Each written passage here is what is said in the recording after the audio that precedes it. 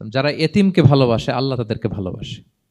এবং আল্লাহর হাবিব সাল্লাল্লাহু আলাইহি ওয়াসাল্লাম বলতেন, আনা ওয়া কাফিলুল ইয়াতীমি ফিল জান্নাতি কাহাতাইন, আমি এবং এতিমের রক্ষণাবেক্ষণকারী এইভাবে প্রতিবেশীর মতো জান্নাতে থাকব।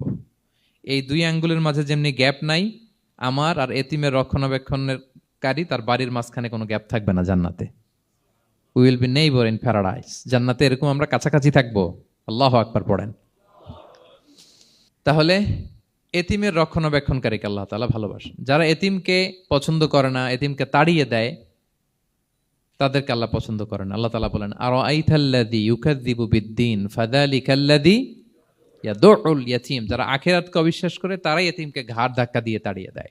কোনো বিশ্বাসী কখনো এতিমের সাথে খারাপ আচরণ করে না। আপনাদের যাদের মন শক্ত, অনেকের চোখ দিয়ে পানি নামে না। আমার এক আত্মীয় আছে, খুব আল্লাহওয়ালা। আমার জীবনে এত আল্লাহওয়ালা আমি দেখি নাই, কিন্তু ওনার চোখ দিয়ে পানি নামে না। বারবার এসে আমারে বলে যে, মিজান কি করবো বলো, তুমি একটু মোনাজাত ধরো। আমার মনে আছে আমি ওনাকে নিয়ে মোনাজাত ধরতাম, তো ওনার কান্না আসে না চোখ দিয়ে।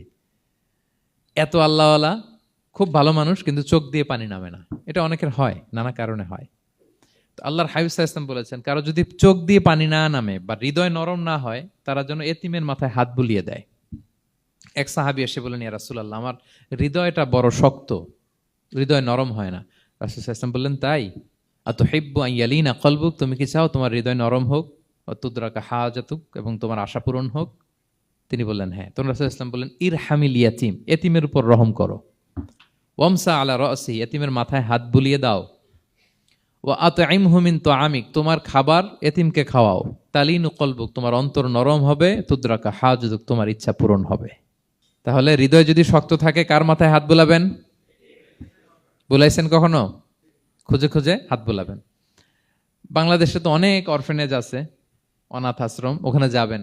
সুযোগ হলে একদিন যে একটু লাঞ্চ করলেন ওদের সাথে বসে, ডিনার করলেন, একসাথে খেলেন, ওদের মাথায় হাত বুলিয়ে দিলেন, সাধ্যমতো কিছু উপহার হাতে তুলে দিলেন, আপনার ইচ্ছা পূরণ হবে আর আপনার হৃদয় নরম হবে ইনশাআল্লাহ। আর এতিমকে আদর করা মানে নবী সাল্লাল্লাহু আলাইহি ওয়াসাল্লামের প্রতি ভালোবাসা দেখানো। কারণ আমার নবী এতিম হয়ে বড় হয়েছেন। এতিমের প্রতি ভালোবাসা প্রকারান্তরে নবী সাল্লাল্লাহু আলাইহি ওয়াসাল্লামের প্রতি ভালোবাসা দেখানো হয়, কারণ আমার নবী এতিম হয়ে বড় হয়েছেন। সুবহানাল্লাহ। কিন্তু তার বিপরীতে আমরা সমাজে কি দেখি? এতিমের মাথায় হাত বুলানো তো দূরের কথা, এতিমের সম্পদও খেয়ে ফেলে অনেকে। হ্যাঁ, এরকম আছে না? এতিমের সম্পদ দেদারসে গিলতেছে। কি যে আমাদের চিন্তাধারা! দেখবেন যে লোকটা এতিমের সম্পদ গিলে, ওরা রোজা অবস্থায় এক ঢোক পানি গিলাতে পারবেন কিনা দেখেন। যে বলেন একটু পানি খান তো, যে খাবে না কেন? হারাম। তো ওই হারাম কিন্তু গিলতেছে ইচ্ছা মতো। রোজা অবস্থায় এক ফোঁটা আপনি পানি গিলাতে পারবেন না এরে, কেন? হারাম। কিন্তু ওইদিকে ভাতিজার সম্পদ গিলতেছে দেদারসে। আল্লাহ বলেন, এটা ভাতিজার সম্পদ না, এটা তুমি জাহান্নামের আগুন পেটে ঢুকাচ্ছ। ইন্নাল্লাযীনা ইয়াকুলুনা আমওয়ালাল ইয়াতামা যুলমান ইন্নামা ইয়াকুলুনা ফি বুতুনিহিম নারা ওয়া সায়াসলাউনা সাঈরা। যারা এতিমের সম্পদ খায়, এটা সম্পদ না, এটা জাহান্নামের আগুন তুমি পেটে ঢুকাচ্ছ।